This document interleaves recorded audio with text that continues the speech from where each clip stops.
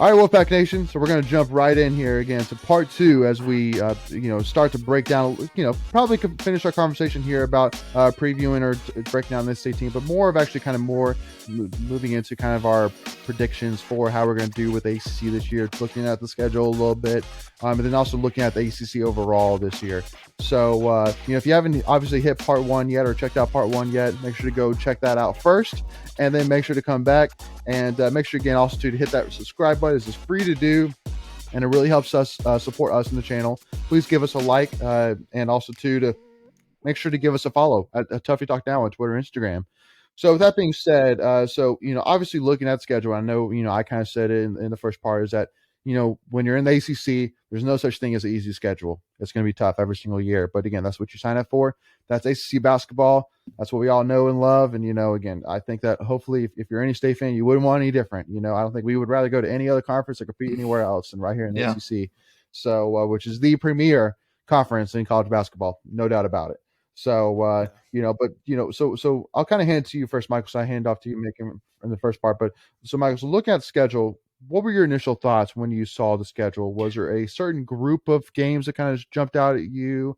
Was there a certain game that's popped out to you? What were your kind of initial thoughts looking at the schedule?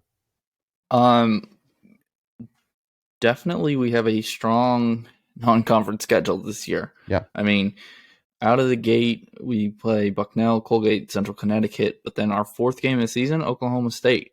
That's not going to be easy. I mean, last year they had Cade Cunningham, who was number one pick. Obviously, he's gone now, but they're still a good team. That'll be a good test early in the season.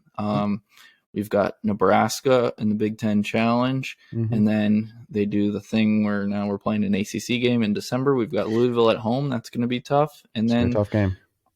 Also have Purdue, who's a top 10 team right now. Yeah. So I said it in the first part, if we don't make the tournament, if we're on the bubble, it won't be because it won't be the strength of schedule. I actually don't know if that's come out yet, like the actual rankings of it, but I'd probably say we're up there. Yeah. And then obviously, like you said, ACC schedule is always going to be tough. I mean, this year we've got at Duke, home and homes with Florida State. Virginia Tech's going to be good this year. I hope we've got home and homes with them. So, yeah, Macon. Yeah, it's going to be test. So, Macon, would you like to expand on that? No, I think the one game for me, particularly for more personal reasons, I'm that Purdue game will be very interesting. And I think it was interesting, too, you mentioned the game against Oklahoma State. Both those games are neutral site games. So you get the Oklahoma State and then Central Connecticut. Those are at a tournament in Connecticut. And then the Purdue is going to be in Brooklyn.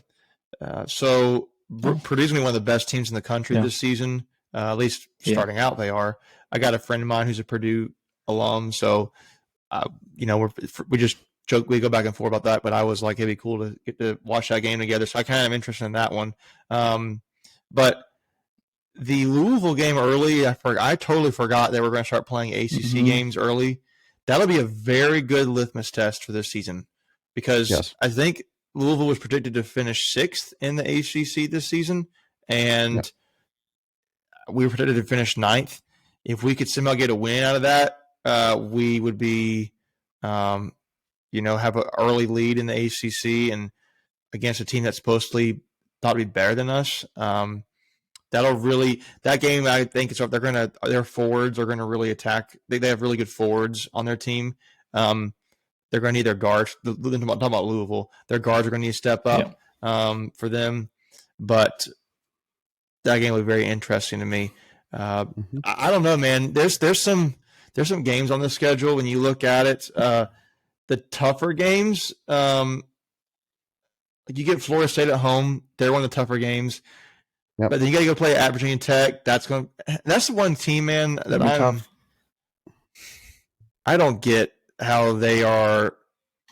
Like last season, I remember going into the ACC tournament, they basically didn't play the last 2 games because of COVID, and everybody was like, COVID, and they just because they didn't play, they conveniently didn't blow a chance to get a double bye, so they got the double bye. So and they immediately lost.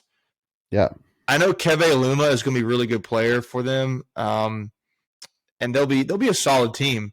Do I think they're going to be a top 4 team again, or like I think they're predicted to finish like 5th? Yeah, they're maybe. I don't know. I mean, the thing with those rankings is you have to think, well, who's going to be better?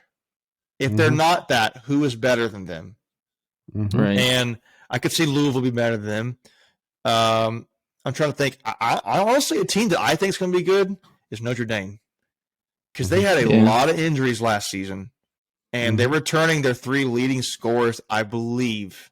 I'm trying to check that. Yeah, they are bringing the top 3 scorers back from last season, plus some injuries. So I don't think Virginia Tech is going to be up there like they were last year. I don't know what Virginia's got this year, although they don't have to run hardly any offense and they'll win. So it's just nauseating. But I look at the schedule and there's some good matchups there. I remember looking early on that stretch where we had to play Louisville from basically the month of January is going to be really tough. You got to play. You got to play Florida State at home, Virginia Tech on the road. You get a game against Clemson, which you have to win, in my opinion. At Louisville, at Duke, Virginia Tech back at home, Virginia right after that, at Notre Dame, at UNC. There's a lot of road games there. There's a lot of road games there against the topper portion of the ACC. And when I say that this is a make-or-break season, Keats is going to need to find a way to win half of those, in my opinion. Yep. Because the way I look at that, he could lose. We could lose all of them, except maybe Clemson. Like I said, you have to get Clemson. But if they can't find a way to win at Virginia Tech, or I know Keats always seems to have Virginia's number, so maybe they find a way against Virginia. And Virginia Tech's at home, by the way. Virginia Tech is at home, but you play Virginia Tech twice. In January 4th at Blacksburg, you're going to have to find a way to get half of those games. It's going to be tough. I mean, we could lose all of those games, and it's January for the state fans. Just brace yourselves. It's going to be, it might be tough. Might be great. Might be tough. I know. That's what I'm saying. It might be tough. That's what I'm saying. I mean, not necessarily saying oh my gosh, embrace, we're going to lose all those. But I mean, we could again. Just like we said in the first part. I mean, we really don't know this team yet. But I mean, just like Mika said on that December 4th game against Louisville, that can be a litmus test for sure for how the season's going to go. And so hopefully instead of brace yourself, here comes January. Hopefully it's all right, state fans, get ready. Here comes January. Like, let's go. Hopefully, so I mean, we definitely have the depth and the athleticism here in the squad to do it. Well, and I say this too, like that Nebraska game right before that is going to could be an indicator as well, because I think the first test we're going to really have this season is Oklahoma State. Like you see in the schedule, it's game 4, I think, is what it is. Yep. Let's say I don't think Nebraska's supposed to be really great this season. Let's say you lose to them. That is not going to go over very well. And then you go and maybe you drop an egg, you lose against the Louisville. To me, those are the wins. Like you have to get those wins. Now, granted, they're like the Nebraska game's not in conference, so it's not going to hurt you that bad. But it could be a litmus test. If you lose, it could not. It's a Thomas Allen revenge game. It is. Yeah.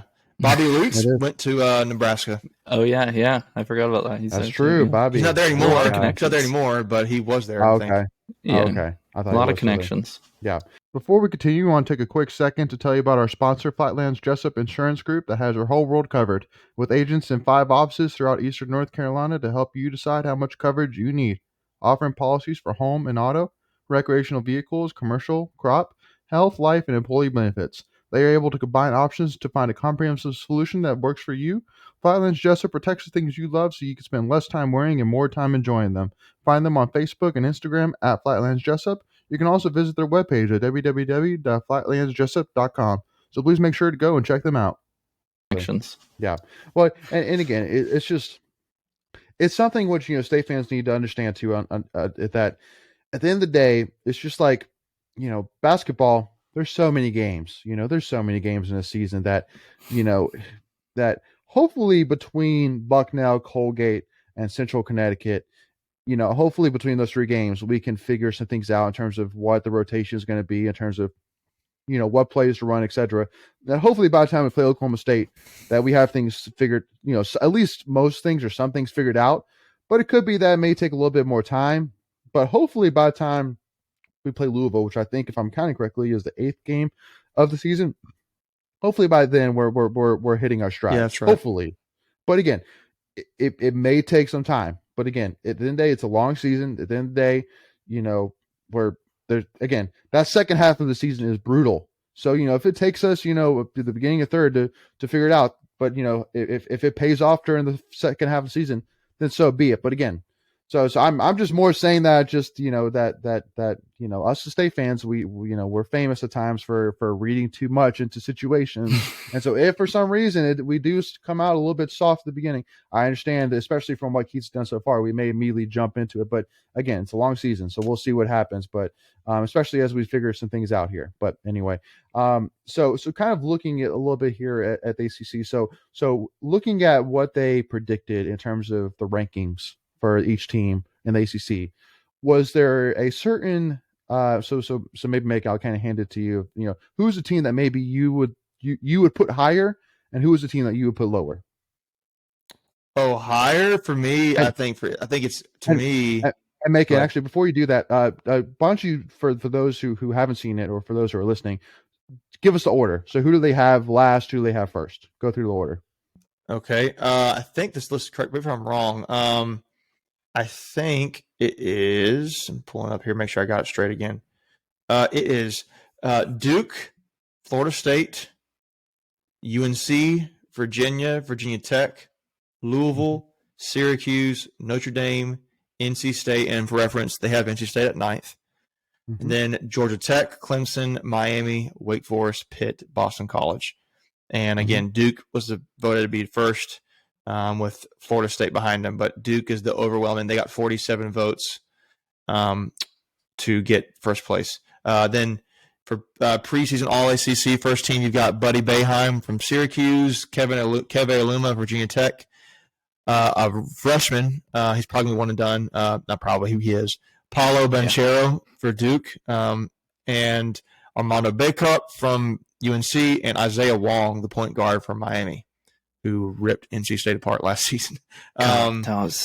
So, and just for everybody else's record, there are no players on NC State's roster on the first, north, and second teams. And obviously there's none for player of the year or freshman. Actually, take it back, there is one for freshman of the year. Terquavian Smith got 3 votes for freshman of the year, but Paulo Banchero for Duke got overwhelmingly the votes there. He had 64 votes. The next highest was Trevor Keels at Duke. He got 5 votes, and then Terquavian Smith at 3 votes. So go ahead, Megan. My thoughts are who I think should be higher. I said earlier, it's Notre Dame. I think they're going to be 6 or so. When you tell me they have leaders, senior upperclassmen, returning 3 leading scorers, and they're getting they're back healthy again, I think they're going to be good. I think they're going to be really good. And I don't know they're going to be like defensively, but I know offensively they're going to be able to score. So that's my team. I think they should be higher. Okay. And then Michael, I'll let you kind of say who is the team that you would say should be higher. I think Syracuse. Buddy Boeheim. I think he's going to be. I think he could be player of the year. Honestly, this year. I mean, the way he ended last season in the ACC tournament, and he was on fire. I think he continues that. I think they could be a little higher. Yep. And lower, I don't know. I mean, maybe Virginia Tech. I know that they've got Aluma. I didn't even answer the lower one. I would kind of go with Virginia Tech. I would even maybe say Virginia. Aluma, I don't remember hearing his name at all last year. Maybe it's just I wasn't in. He was in tune with. He was a player. Yeah, but Well, did we play them last year though? I think we did. I don't even think we. I don't know if we had 2 matches again. I can't remember the schedule was last year. Yeah, but I think we played them. One. Yeah, Well, but I don't know, at 5, that I was surprised to see him at 5. Well, but one thing though, which from originally kind of looking at the rankings, one thing that stood out to me, which I thought was exciting, from a fan of the ACC, is that there were 6 different teams that got first place votes this between the rankings. Which that's a good point. I mean, it's exciting thing is it shows that the ACC is going to be competitive this year, and especially with Duke, because I mean with Duke, with Duke that with Coach K.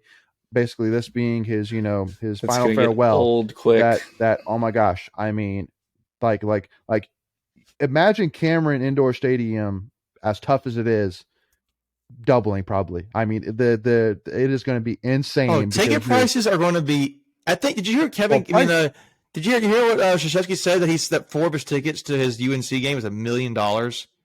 Now, we talked about it last time, right? Yeah, and now the one thing which I will add to that is, again, that was actually a fundraiser for the Jimmy V Foundation. So basically they sold 4 tickets to the Carolina game at Duke for $1 million, 4 of them.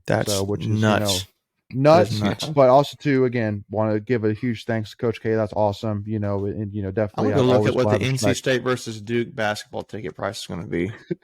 but in the meantime, the point that I was trying to make is, again, that at the end of the day, that the fan support and the environment in there is going to be insane, because there's nothing that Duke fans want more than to send Coach K out with ACC and national title. And there's nothing they want more. Simple Coach K retirement tour. Yes, it's going to be a real deal. It's going to get old. It's going to get old quick, I think. Yeah, but it is a real deal. But yes, I agree. I mean, it's kind of like, yes, I agree with you on that. But yeah, I mean, I would definitely agree with the. My God, I just saw it. You know how much it is? What is that? NC State at Duke. The starting ticket price on StubHub is $1,050. $1,050. I believe it. The starting price. Again. And because see, here's the thing too is, it's like I'm not surprised about it one bit. Let's go look up the UNC Duke ticket price. Sorry. Gosh. Go ahead. Okay. No. All right, we're gonna add in. This is a preview of the basketball season and how crazy expensive our Duke tickets. Yeah. Oh my gosh. I'm just gonna scroll down until I see the biggest number I can find. And I'll know. Oh my gosh. Do you know how much it is? Holy crap. It is $5,500 is the starting price at Duke. Wow. I'm actually surprised it's not higher. The starting price is $5,500. So basically all of Duke's former basketball players will go and attend the game, and all of UNC's former and that'll be who's in the stands. Because no one can afford that. Well, that's what I'm saying is, guys like Kyrie Irving, Jason Tatum, they're going to be there. Yeah. They're not going to be there. Carlos Boozer, Christian Laettner, Zion Williamson. But the thing is, for them, they're going to be playing in the season, so you probably have the older guys are on a bye week. Well, yeah. You'll have some guys who are off that'll fly in for the game. But anyway, so this is so. But jumping back into kind of topic here, so kind of looking at I think Macon, you kind of mentioned earlier that you kind of said that where they have state ranked as 9th right now is fair. But what would you say is kind of the best case scenario and the worst case scenario? And then Michael, I'll let you kind of go off of that. I mean, best case scenario is first, but no, worst case scenario, 50. But is that possible? Playing a national championship, I think that's best case. It's realistically, right. That's what I mean. Realistically, I think put this way, I think to have the mark on the season as being like this was a good season. It was a good season. I think if you finish in the top 6 of the ACC, because then you're saying you're competing with Louisville, Virginia Tech, which I think Virginia Tech should be a little lower than what they are. If you're competing with Duke, UNC, Florida State, Louisville, Virginia, and say Virginia Tech, Syracuse, and you're right there in that mix, and you've improved from last season where you were 9th in the ACC, it's a good season, especially with the young roster we have. Yep. I think anything less than 9, basically moving backwards, I think is worse. I think if we're 8 or 7 or 6, someone there, you're like, okay, we got a young roster. They competed. We still improved a little bit. We can roll with them into the next seasons, and we're basically have the same. I mean, you'll lose Helms and Bates, which still stinks, but man, this state really should have gotten a transfer big in my opinion. Although Greg Gant could kind of play some of that a little bit, but I'm talking about this. We'll see. But yeah, I think a really good season is top 6 in the ACC. Okay. Like Michael, fringe sixth, fifth, someone there's like that's reasonable. Yeah. Yeah. I mean, that's what I'm thinking too. I mean, I don't really see us breaking into the top 4 this year. We would have to really have a great year, dude. But I think top 6 is fair. Mm-hmm. Yeah. You know, the preseason with Keats, the preseason polls have been pretty spot on. I mean, I think the first year we were picked 12th and he finished 5th. So, but we've said that's been his best year so far. And then all the other years we picked 8th, we finished 8th, picked 6th, we finished 6th. I think last year we were also picked 8th and finished 9th. So it's been pretty spot on. Mm-hmm. Worst case, I think we've got enough talent. We won't be bottom of the ACC by any means, but worst case, I could see us dropping a couple spots to 10, 11, maybe 12th in the ACC. Yes, which would be definitely not good at all for the Keats's job tenure conversation for sure. Not necessarily saying that he would be fired or whatever it is. Obviously, there's way too many factors that would factor into that in terms of necessarily just what this schedule is or what the record is at the end of the season. But that would definitely not be a great starting conversation point. So, but the one thing which I will say again is it's definitely an exciting season. First of all, I mean, again, and because one thing that Keats has actually said as well is that even though you expect, especially with football, since it's 100% capacity in football, it's not necessarily guaranteed that it's going to be full capacity necessarily as well for basketball, which I know is frustrating for us state fans because, especially since we are so proud that we want to have a great home court advantage. But unfortunately, since it is indoor, football is outdoor, it's a different conversation. I know that Keith said that it's working on a plan, to put that in place or whatever it may be. But, if, I think that, again, assuming that we're going to at least probably have, maybe a 75% capacity, something like that, that'll be a huge thing for sure for the players, but for Keats as well. I know that, he had said that he went to the Clemson game and he loved every second of it because he said, like, to the players, imagine this, but in PNC Arena. Like, imagine all this inside PNC Arena. Like, holy and a lot smokes. A lot of them haven't experienced it. No, exactly. On the roster. Exactly. Yeah. Cam Hayes, he hasn't felt it before. So, hopefully, that is the case, but, we got an exciting season coming, we got a challenging season, but, hey, let's, it's time to put up or shut up, right? So go ahead, Megan. I got a question. What do you think is the quickest way to improve? Like, if you could pick one thing we can improve on and going from last season to this season, what would it be because what would be the quickest avenue for this team getting better? Like, one thing we were lacking last season or whatever, that, like, as far as I'm kind of thinking statistics or maybe there's some intangibles. What do you think that would be for this team? Well, you kind of said it already, but I would say rebounding. I'm looking at it right now. I'm trying to figure out where we ranked. We're not even the top 200 teams in rebounding is what I can tell. I'm trying to find where it is. Yeah. That's one of them. And then the other thing I would say is probably more consistent 3-point shooting. Just because I think that's the other thing I was going to say. Yeah, I agree. That was my next one. Yeah, just because I mean, a guy like Braxton Beverly, who we expected to be our 3-dagger, was definitely not our consistent 3-dagger. He was very inconsistent, to say the least. So, but Michael, go ahead.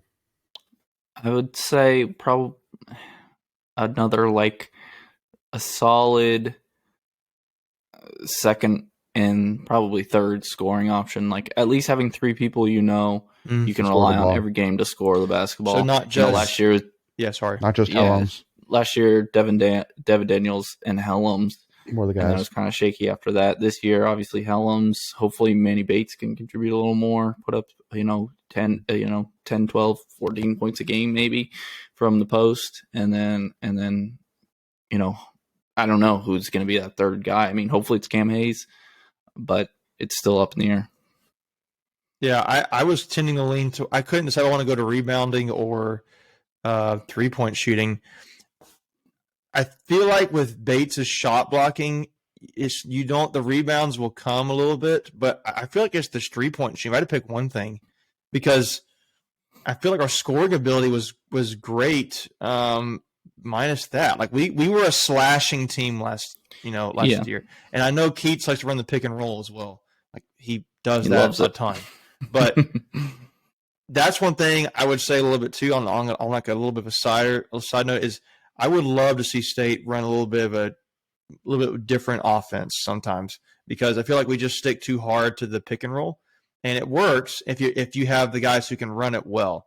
And I mean, maybe we can get better at it. I feel like we're going to improve, but I think the main two things, like you mentioned, were 3-point shooting and rebounding, and I'm still looking here to figure out where we ranked in rebounding. And the fact that I can't find it right now is so, Bobek, I think we'll just kind of leave it at that. The fact that you can't find it is the telltale all, just like you were saying. So we'll just leave it at that. But thank you all so much again for tuning in. Please make sure, again, if you haven't already, make sure to hit that subscribe button. It really helps support us in the channel. Please give this video a like and also give us a follow at Tuffy Talk Now on Twitter, Instagram. But again, I think we got a very exciting, very hopefully optimistic season coming up for men's basketball and Coach Keats here. And I think we're all super excited to get back in PNC Arena and support these guys. And, and so make sure to tune in with us as we will do other previews as well for other sports. And thank you all so much again for your support. And as always, go Pack, y'all.